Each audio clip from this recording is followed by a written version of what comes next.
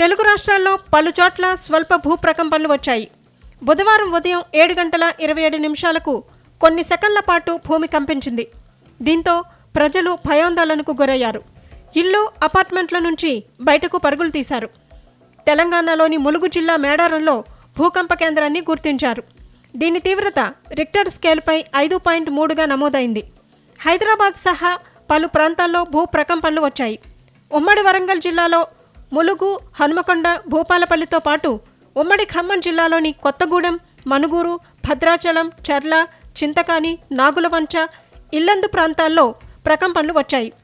ఈ మేరకు హైదరాబాద్లోని CSIR, NGRI శాస్త్రవేత్తలు వెల్లడించారు.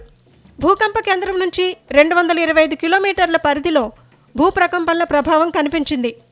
ఏపీలోని విజయవాడ, విశాఖపట్నం, జగ్గయ్యపేట, నందిగామ, ఏలూరు సహా పలు ప్రాంతాల్లో భూమి కంపించింది.